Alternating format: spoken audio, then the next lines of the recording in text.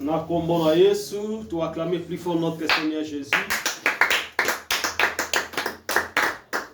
Amen. Amen. Ok, tikaya wenzambe tata apambola mutu moko. Amen. Amen. Namoni ke kola sali apesi biso kimia abateli biso apesi biso bomoi. La raison pour laquelle nous sommes pour la part. Amen. Amen. Alors, semaine et dimanche passé, nous avons ici la vie chrétienne. Amen. Nous avons cette fois-ci, nous avons ayana kaye, ayana biki, akomaka, c'est important. Même ingane na preparaka, na komaka yango. Amen. Pour nous appeler mutu, Seigneur na komayango, nous avons peut-être méditer, ne basu ko revoir yango. C'est tout un travail. Alors, Moussa Tozo Sala, ezala musala oyo ekokende pamba te, mais ezala musala oyo tokomona ba fruit nango d'une manière et d'une autre. Amen. Amen. Alors, nous avons parlé la fois passée sur la vie chrétienne. Et de là que j'avais parlé beaucoup de choses. J'avais expliqué l'importance de la vie chrétienne. D'abord, quand on parle de la vie chrétienne, c'est-à-dire qu'il y a une autre vie. Et celle différente, la vie autre, vivre vie moko, socio-économie, comme d'habitude, nous vivre. Mais moi, la vie chrétienne, nous vivre vie oyo, et ça différent par rapport oyo biso tozali ko kanisa et par rapport pe oyo biso tozali ko sala. Amen. Nenge tokolobela la vie chrétienne, nenge na ko diriger ndaku nanga na ko diriger mo lolenge boko te. Ndaku nanga ezana ba makambu na yango neni na vivre ensemble na libota na ngai, mais église eza eloko yo nazo vivre yango selon nengenga nazo lingate, mais plutôt selon la pensée et la vision oyo nazanango et la vision o nzambe azali ko ekilike, c'est-à-dire ko tia kati na ngai. Alléluia. Alors voilà pourquoi ce sont des choses différentes et des mondes différents où il est important que pour avancer. Alors, une petite rappel de ce que nous avons déjà appris et passé. La vie chrétienne, j'avais dit que la vie chrétienne, c'est une vie de la repentance. Vie chrétienne, et la vie, il y a repentance. Tant que vous avez repentance, c'est-à-dire, vous avez une vie moko. Vous avez vivre nenge moko. Tobandaki kozala nenge moko, c'est-à-dire tozangaki eloko mususu. Eloko wana eza nenge na vivaka vi na ngate. Nenge na yebaka te peut-être nenge na kanisaka. Mais vie chrétienne eza déjà tokoti na monde mususu.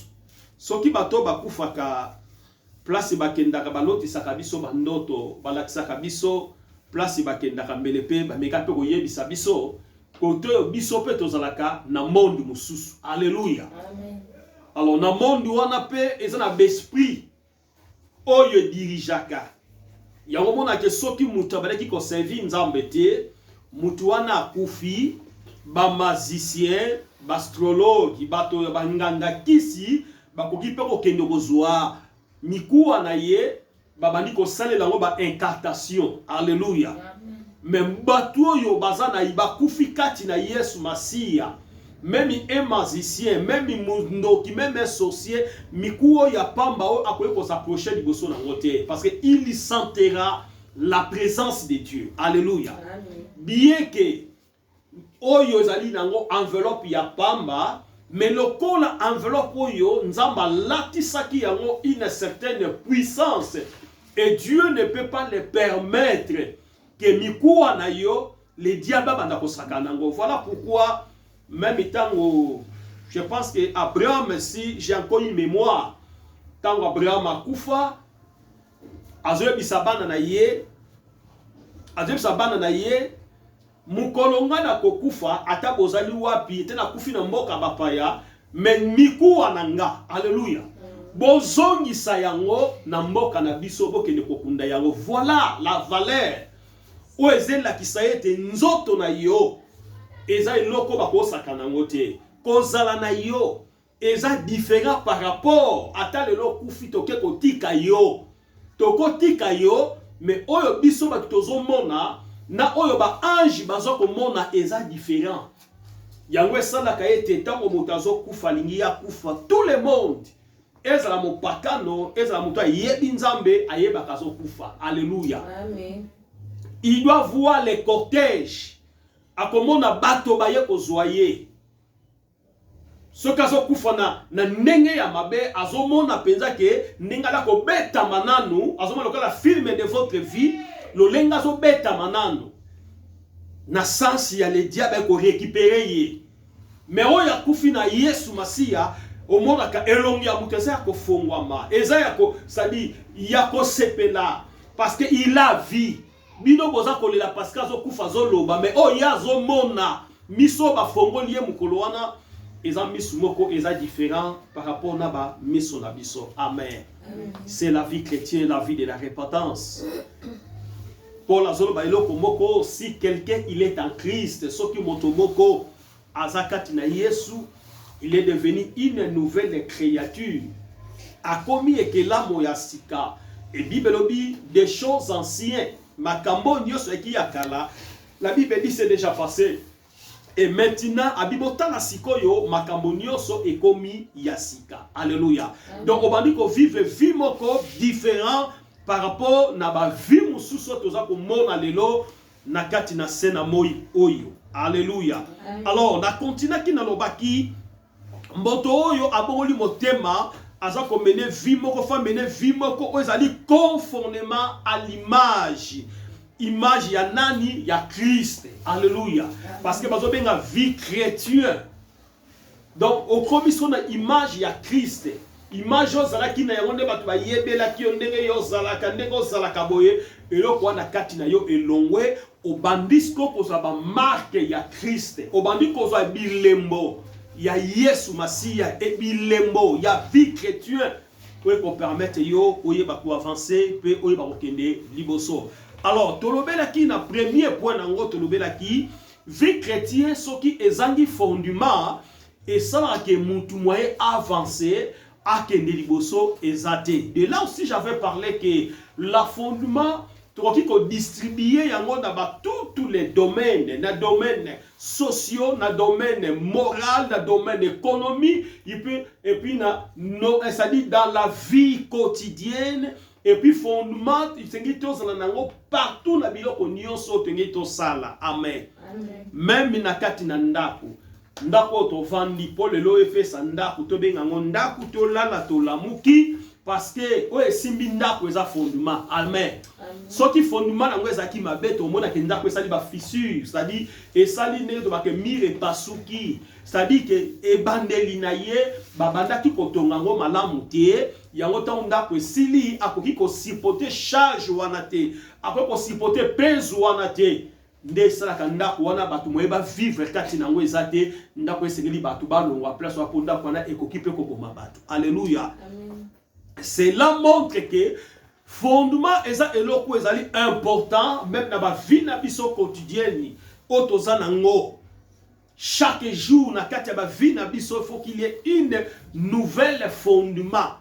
Fondement zali pe lisu na domaine mususu ndenge to vivre ensemble mwasi na mobali na kati na ndaku soki boyoka ni na journée zali te dès le matin ça dit place ipo ko bima makamesa nini e kotambola malamu te parce que votre fondement du matin a été mal posé et mal placé. Il y avait pour ça que OK musalo so sala bien te.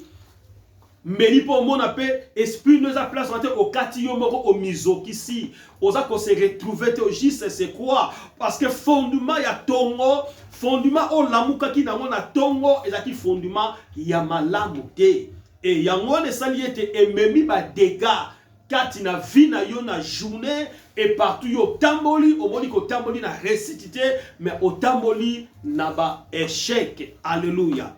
Et le même fondement et sengeli pe na vie chrétienne surtout otozali et sengeli fondement à ezala oyebi tokoki kozala bana nzambe ebele, tokoki kozala basali na nzambe ebele, mais chacun a sa fondement. Alléluia. Moto na moto ayebi esika ya bima. Moto na moto ayebi nzambe azo servir. Yango mona tokokoza na biso ebele, mais soko bandi ko sa estimation, c'est-à-dire bandi ko sa examen ya conception ya vie ya moto na moto, ya chrétien na chrétien, mosali na mosali, okomona robi o aza différent, oyo oyo te, oyo c'est-à-dire par rapport ya quoi, par rapport au sentir, mutu aza fondé te, au sentir par rapport na langage na ye, na comportement na ye, na maturité na ye, au sentir pena ke makambu eza kotambola malamu te. Alléluia. Et la kisaka fondement ya mutu esika ya bimeli. Et la kisaka place mutu ya abimeli. Vie chrétienne alobaka ezate na Kinshasa, ezate ke na Angola, ba place to bimeli te. Vie chrétienne ça partout. Yoko zala la vie chrétienne continue jusqu'à ta mort. Alléluia. Je serai chrétien jusqu'à la mort. C'est ça la vie chrétienne. Donc vie chrétienne, il y a fondement na biso et ça la place aux athées, mais partout où nous sommes, nous devons montrer que nous avons réussi le meilleur et nous avons réussi le vrai maître, c'est Christ et Jésus. Alléluia. Batu bakomona caractère na ye, batu bakomona ça dit bizarre lui-même, il y a Christ, il y a par rapport, il y a mode de vie na biso. Il y a par rapport, il y a Kozala Nabiso. Alléluia. Cela, ça fait du bien. Amen.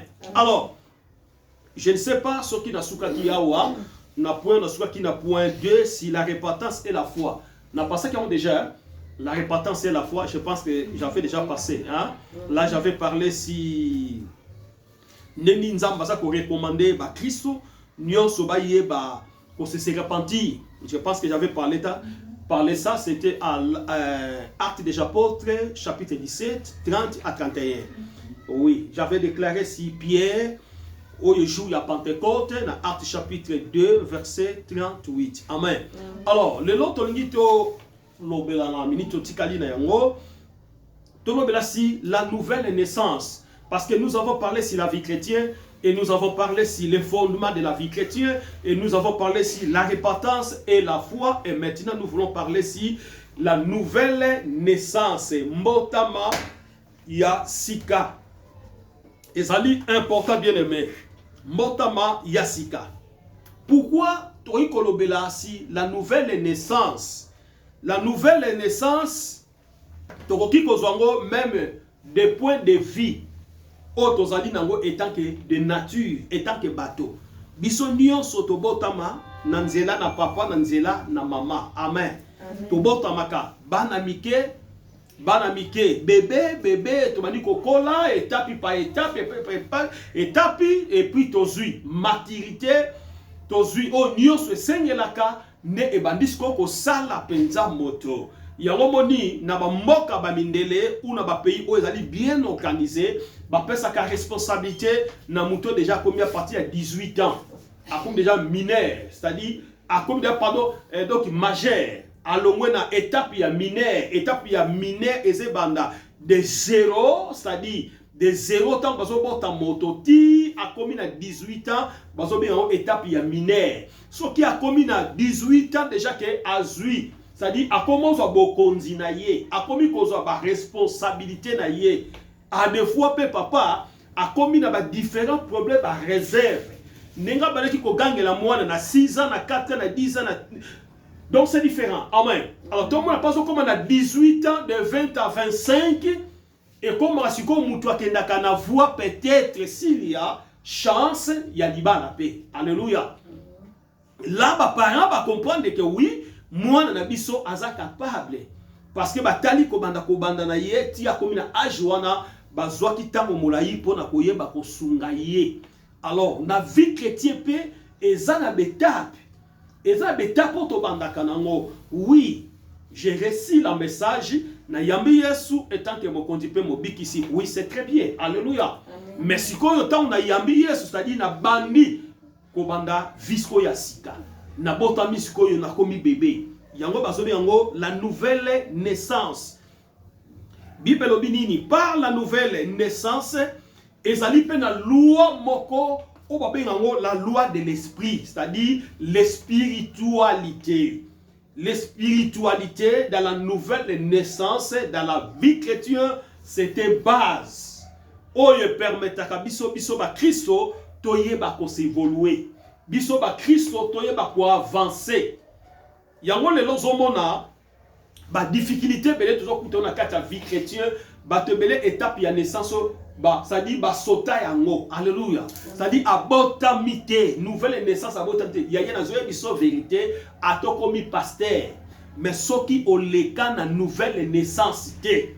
Parce que ce sont des bases. Oya vie chrétienne, oya tambu sakabiso, oya définir kabiso, oya pesa kabiso même endurance dans la vie chrétienne, oya et protège kabiso na ba différents milliers et liés. Otoza kotambola, c'est la nouvelle naissance. Alléluia. Amen. Ya monde place mutabo tambi parce que soko botami pe malamu te, okomi na ba défaut. Okomi na ba défaut spirituel na kata vie na yo. Okomi na matutu spirituel na kata vie na yo. Donc, Okozala qui disait, c'est-à-dire, n'a pas fondement à malamouté, n'a pas différentes citations, n'a pas différents makambu, au Seigneur, au kutana yango, chaque likambo kutani nango, chaque choc au kutana dans ta vie chrétienne, tu abandonnes. Parce que début na yo, et c'est là qui malamouté. Mais moutou ya botami, n'est pas la zone, si quelqu'un il est en Christ, a comme une nouvelle créature, c'est-à-dire, abandonner une nouvelle naissance. Nakati na vie na ye makambo changeaka. Amen. Amen. Alors, to zo verset boko Ephésiens chapitre 2 verset 1. Ephésiens chapitre 2 verset 1. Ephésiens chapitre 2 1 2 verset 1 Bible lobini. Vous étiez morts, boyeba ki kokufa pas vos offenses na masumu na bino et pas vos péchés. Penama masumu na bino toujours. Paul alobi na Ephésiens azoloba tozalaki bakufi. Alléluia. C'est-à-dire que tobotamaki na nzoto.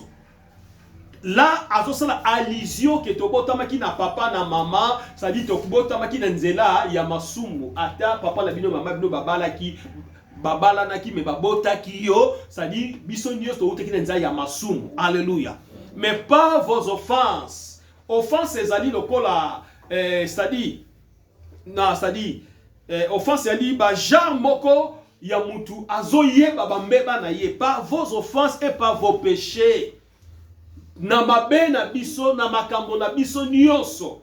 Na continue phrase on a verset 2 siko babini. Dans lesquels vous marchez autrefois. Na yango na tango na kalabo banaki kotambola lolenge mosusu selon les trains de ce monde. To banaki kotambola selon engunduka ya mokili oyo. Est-ce que ça me t'a très bien? Peut-être ça comprendre. Talanda bandaki na biso na nouvelle nature, c'est-à-dire que ndenge nini na nouvelle naissance, to bota makandenge nini siko. Ah, Paul a déclaré autrefois tozalaki bato ya masumu parce que toyebaki na nzambe te. Alors muto yebi nzambe te, akoyeba kotambola ndenge yazolinga, ndenge yazosepela. Alléluia. Nzoka ndenge yazolinga, ndenge yazosepela, azotambola conformément te par rapport na parole et par rapport na évangile. Alléluia. Amen. Alors oui, dans verset 2, dans lesquels vous marchez, na yango bobanaki kotambola autrefois selon les traits de ce monde, selon engunduka ya mokili oyo, selon la prince de la puissance des airs, selon ça dit prince, ça dit que les diables oyo banaki kotambo sabiso na mopepe ya mokili oyo, de l'esprit qui agit maintenant dans les fils de la rébellion. Donc il bandaki ko sala oyo bandaki ko seplisa biso, mais par là qu'il y avait un esprit malin, un esprit de diable oyo bandaki ko conduit biso dans des citations terribles na makambo yo ya ezepesa nzambe esengote ezaki na pouvoir moko eki na bokonzi moko oyo bandaki ko tambusa biso sans le savoir. Donc, dans le verset, oh, il y a Ephésiens chapitre 2, dans le verset 1 jusqu'à 2, Paul a dit biso rappel. Et si kabiso to utaki, bien aimé, na vie, ce qui oyebi place yo utaki te place au bimate, au safia malamte. Est-ce que ça me comprend très bien? Amen. Pour ça, la vie à malamu, pour autant pour la paix malamu, au côté là que, ah, na uti na famille à passe. famille na biso kuna difficulté ezali baboti na biso difficulté ezali mutu pe tant mobali okoti libala oza pe respect na mobali alléluia ou bien que mais aso makambe baby makambe c'est nini nazongi lisusu sima c'est-à-dire que oza pe côté la place yo uti ata pa na bino bomengo ezali mais soki yo bali déjà okomi na vie mususu okomi na vie moko oza ko se dépendre sous na famille te mokomi ko dépendre na c'est-à-dire na un monsieur quelconque yango Paul azozongisa biso ko laksa biso ke ndenge sika biso to utaki autrefois vous marchez selon makambo nyonso ya mokili mais alingi siko à faire nous montrer et de maintenant la vie que oyo biso to embrasser eza différent par rapport na ba vie mususu to koki kwa mener alléluia amen to avancer na verset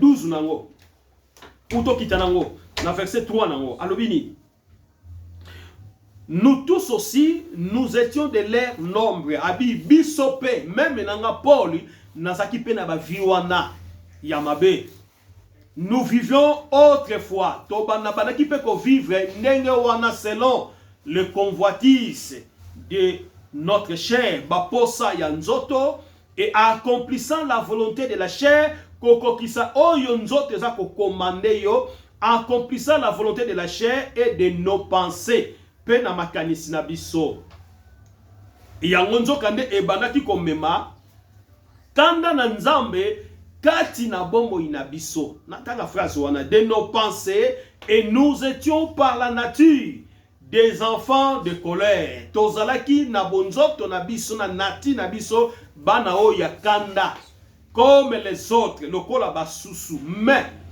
Dieu qui est riche nzambe oyo afulukisa en miséricorde à cause des grands amours dont il nous a aimés mais na nyonso wana nzambo ya tonda na bozwi na bomengo na mawa na nyonso oyo a continué à kolinga biso mais ayebaki ko approcher toujours pene na biso de manière que kelongo na biso na ba vie oyo tozalaki nango yakala alléluia amen soki toke na Jean toke na livre ya Jean chapitre 3 verset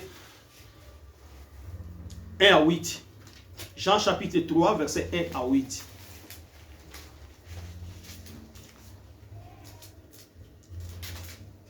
Jean chapitre 3, verset 1 à 8. Bible oublie, dans verset 1. Mais il y a eu un homme d'entre les pharisiens nommé Nicodème. Mais il y a un motomoko, quand il y a des pharisiens comme les aki Nicodème. Un chef des Juifs, azalaki moko ya ba chef ya ba Juif, qui vint et lui auprès de Jésus, ayaki penepena Yesu na butu et lui dit, Abi onkolo, Rabbi, maître, nous savons que tu es un docteur de la loi. Tu es bien tozali, docteur Yamibeko, venu de Dieu et où tu n'as pas nzambe. Car personne ne peut faire ces miracles. Mon côté akoki ko sala oyo zali ko sala. Jésus lui répondit, Yesu azongi ici et yano en vérité, je te l'ai dit, si un homme n'est né de nouveau, soki moto akoki ko bota mayasika. Voilà. Question ya Nicodème par rapport na prédication, na exhortation ya Christ dans la foule. Bibelobi et comment ki na butu moko ya ba chef ya ba Juif na kombo ya Nicodème akendaki koluka Yesu particulier. Alléluia. Abandi ko tuna ye et Bible se déterminer que mutu wana azaki na bozui. Mais atalaki bozui na yete mais atalaki la vie oyo ezapo na lobby. Azaki na posa abota mayasika. Et voilà pourquoi il avait commencé à poser Jésus des questions. Abadaki ko poser des questions parce que d'abord il était frappé dans l'évangile de Christ. Balakisi biso meilleure façon ya makamso esala makaba teyi biso ozongi na ndaku place na yo obandi ko réfléchir. Parole bateki évangile bateki obandi ko se discerner. kotala chemin nini yo koki kosala, okoki kotala vie nini yo za komene par rapport na makambo batei biso. C'est ça que Nicodème asalaki asuki wana te. Bible lobi, il ne peut voir le royaume de Dieu. Okoki komona bokontina lola. Nicodème lui dit, comment un homme peut-il naître quand il vient? Nenge nini mutu lokola nga pe mutu mususu akoki ko botama oyo deja za mukolo lokola nga. Yoka mituna. Peut-il rentrer dans les seins de sa mère et naître akoki ko zonga na kata libumu ya mama na ye pour abotama lisusu? C'était des questions que Nicodème posait à Jésus-Christ. Et ce n'était pas pendant la nuit, pendant les heures, c'était pendant la nuit. C'est-à-dire que place ya batu bazalité mais baza bangomi balé ayena ba question aza ko poser Christ. Yoka la sagesse de Christ. Maintenant, Jésus répondit, en vérité, je te l'ai dit, si un homme n'est né d'eau, ce qui m'a botami na mai et de l'esprit et ne peut rentrer dans le royaume de Dieu. Ce qui kaka m'a botami na mai pe na molimo nde azupa ya kokota bokonzi na lola. Ce qui est né de la chair, oye botami na molimo et chair. Ezape ya pardon botami na nzoto, ezape ya nzoto. Donc ça dit makambo ya nzoto et que suka pe na nzoto. Mais ce qui est né de l'esprit est esprit. Mais oye botami na molimo, ezali pe molimo. Donc voilà pourquoi ce qu'on tangi bien, on médite très bien, il voulait monter à Nicodème, il y a deux royaumes. Le royaume où tu vas vivre, awa na royaume où tu vas kota, ya ko vivre non selon la chair. Tu vas marcher le col à bâton en nzoto, mais notre vie quotidienne, notre vie de l'esprit, ce n'est pas ce que nous marchons. Alléluia. Et ça oya nzoto te mais et notre vie. Et vie wana batu ba mona kango boyete, mais batu ba trouva ka ba étincelle nango kozala nango par rapport ya ba arti na biso. Alléluia. Par rapport ya ba réponse na biso. Par rapport ya kozala na biso. Par rapport ya ba. Alléluia. Yango eza ko sala biso poto yeba ko avancer. Yango eza sala biso poto yeba ko sala vie chrétien moko ya malamu. Ya vie to koti eza vie ya malamu. Soki mobali na yo, mwasi na yo, ayamba Yesu Masia, obano tozobota, okotisi bango na kati na sheme oyaya, ata lelo ozate, me bana na yo, bakangami na nzela oyo, basa la vie ya malamu. Alléluia. Amen. Okoza na souci te parce que olakisaki bana nzela ya malamu. Mutu azaka na souci oyo ayemoko aza conscient que na lakisaki bana eloko malamu te. Alléluia. Abandisko ko sadiko koma déjà na passion que ya lobi pona bango mais comme ina noté mais ya bandi ko regretter déjà mais moto aboko libana na ye dans le Seigneur moto yo abali dans le Seigneur une femme dans le Seigneur un homme dans le Seigneur un homme qui craint Dieu une femme qui craint Dieu atako bazana bozuité ndenge mokile yebi mais ba ko vivre malamu ba ko vivre na kata tempérance. Bako vivre na katama de makamiso malamu. Un jour j'avais rencontré un homme, c'est-à-dire moto qui n'a pas ça sur la nanga.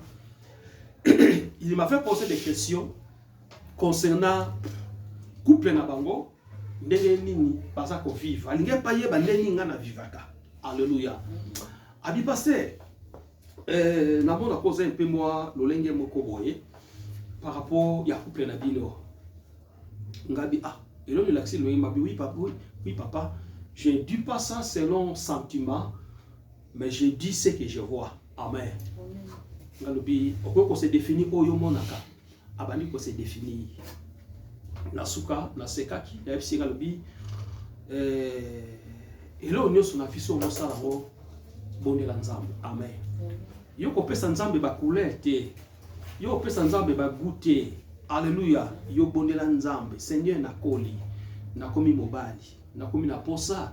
Na sala na foyer. Amen. Toi, prie Dieu. Ne dis pas, Seigneur, moi ça dans la boye, moi c'est intelligence, moi si boye. Comment décrire Nzambe? On s'en choisit selon votre sentiment. Parce que Nzambe n'a pas personne au Koran. Yo ça la côté. Le comment on Nzambe te, on ça la côté. Mais Nzambe ça la travers batu. Batu peut pas percer. Loko yoke wana eza malamu te. Mais yo loko la yo linga lo lenge, basi ya ba français, basi ya lo lenge boy, basi ya boy. Lobi lobi, aussi ma boko na mutu ko mi kolela. Je lui ai répondu, si vous voulez faire une bonne choix dans la vie, prie Dieu. Et quand tu pries Dieu, ne dis pas Seigneur, na lingi moi si nanga za la boy na boy. Non.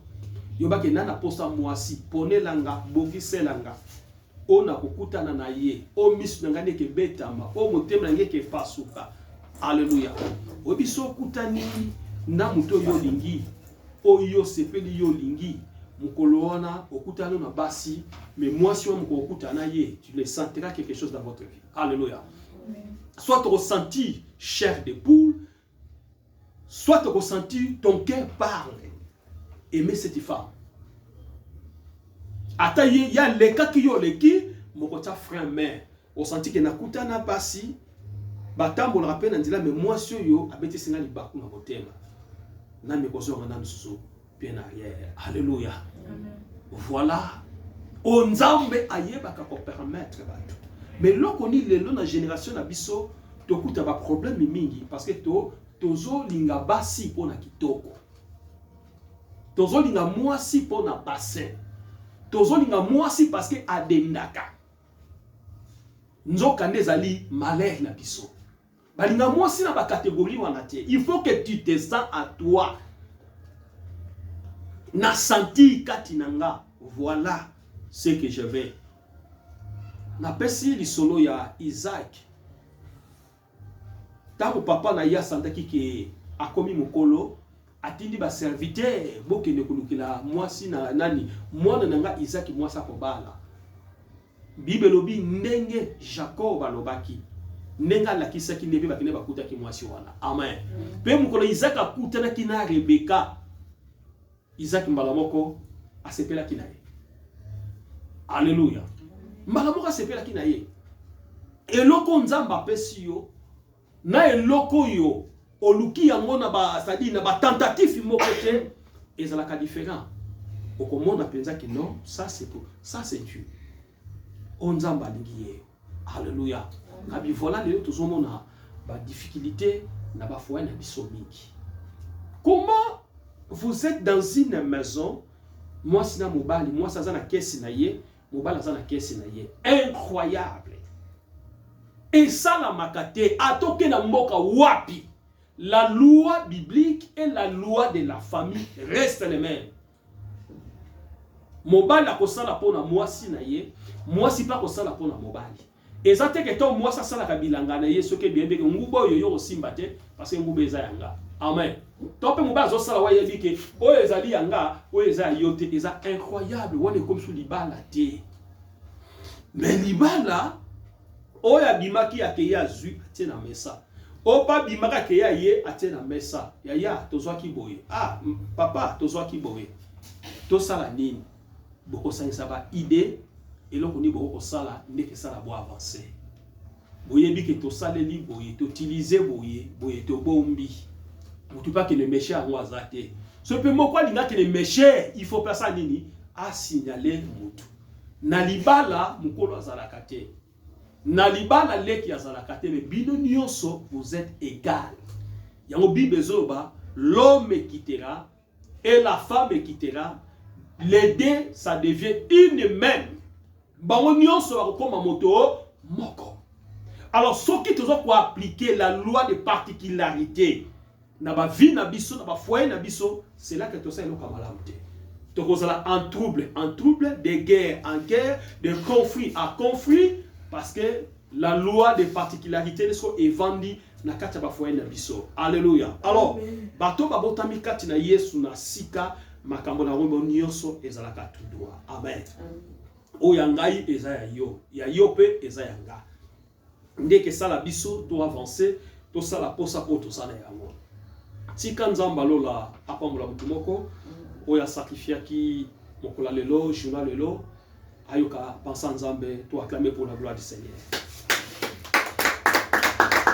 To amini sabiso